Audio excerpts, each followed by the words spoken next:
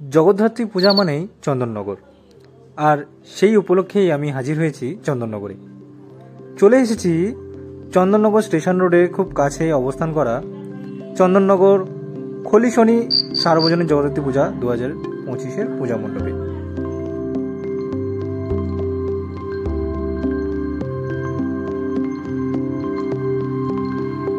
এবছরে এদের থিম বা ধারণা বা ভাবনা তুলির টানে।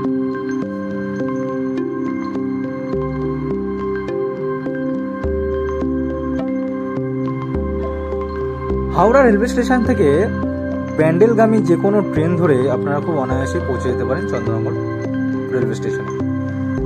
চন্দননগর রেলওয়ে স্টেশনে 1 নম্বর প্ল্যাটফর্ম থেকে বেরিয়েই ডান দিকে মুড়লেই এই পূজা মণ্ডপটি প্রথমেই পড়বে। মণ্ডপের সঙ্গে সঙ্গে ঠাকুরও ছিল অনবদ্য।